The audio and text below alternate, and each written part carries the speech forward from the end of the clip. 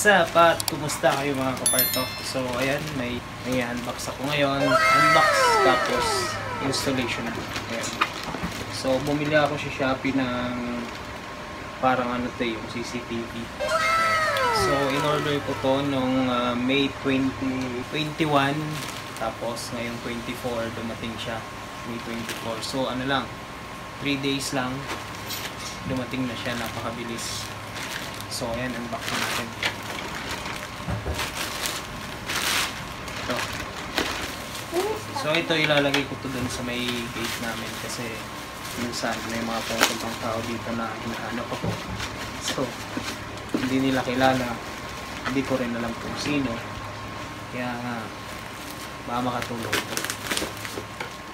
So ayun, ayun siya oh. Sana hindi na damage yung loob. So ito yung laman niya, yung manual, yung guide, no? Tapos syempre andito yung pinaka-adapter niya, yung parang charger. Tapos ano dyan, yung dalawang tornilyo kasi ikakabit ito sa pader. Ayan. And then yung kanyang bracket. Ayan. Syempre hindi mawawala ang mismong unit. Ayan siya oh. Tatlo yung antena sa wifi yan. So ang sa likod niya, yung LAN, pwede nyong ilan, wala kayong wifi, and then yung charger na. Tapos yung sa gilid nito, andito ang memory card. So hindi ko na makita.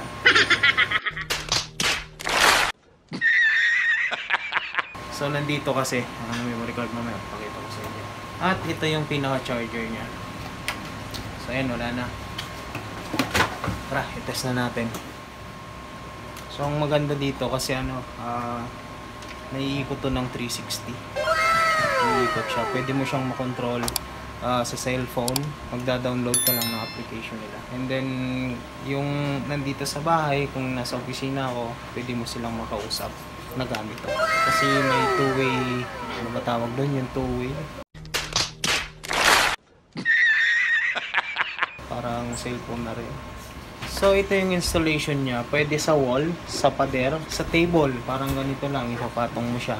And then pwede sa kesame, balentong siya. Kasi yung camera nito, pwede mo siyang baliktarin din. So ayan o, the mobile phone network camera. So yun, tagal. Test na natin ito.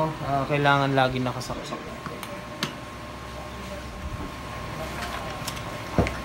Hinahanap ko sa manual kasi hindi ko siya ma-on. Gumagalaw siya. Oh, ayan, gumagalaw. Hello? Hoy! Hindi ko makita yung lagayan ng memory card. So, ito mga kapartok. Ayan yung lagayan ng SD card. Then, ito yung reset. So, ilalagay natin yung SD card. Ayan. Yung ginamit kong SD card ay 64GB. Ayan o. 64GB, ano to, SanDisk. Then hindi pa kasi tapos yung dina-download kong application. Ayan o, yung UC na application nila. Ayan mga kapartok, nag-download na ako ng UC. Ayan, ganyan lang. Tapos add. And then yung scan QR code, andun yun sa likod ng unit. Ayan. So kailangan i-scan yung likod. Ito. Ayan. Okay. Ayan, successful. Then, of course, i-connect nyo to sa inyong Wi-Fi. So, yung Wi-Fi ko is Ragmanok. Ayan, then password. Ayan, kasi, bakit? I-connect mo kasi yung pinaka-unit sa Wi-Fi natin. So, next lang. Weird.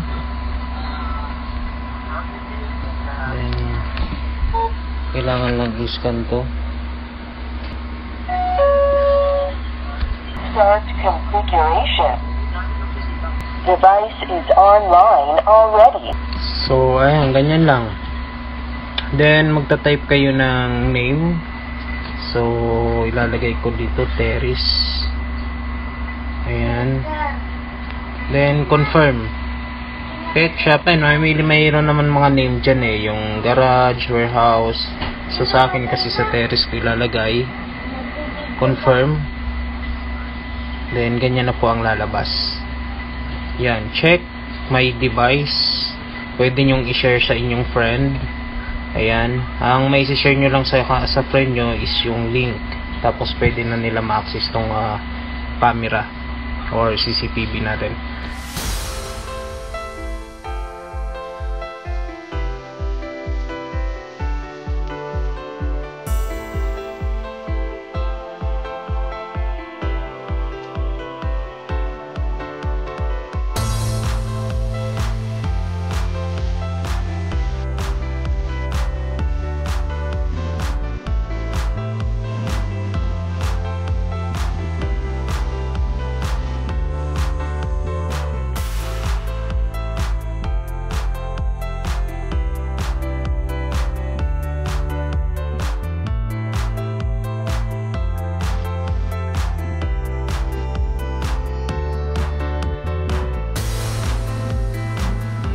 Ayan mga kapartok, na-install ko na siya.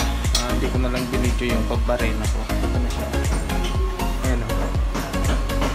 Ayusin ko pa yan bukas. So ang ginawa ko, ilalagay ko na lang muna dyan yung barena. Yan yung ginawa ko pang bukas doon. Ayan siya. Ayan, ito-test ko pa ngayon dyan. So ayan mga kapartok, na-install ko na siya dahil paggabi na.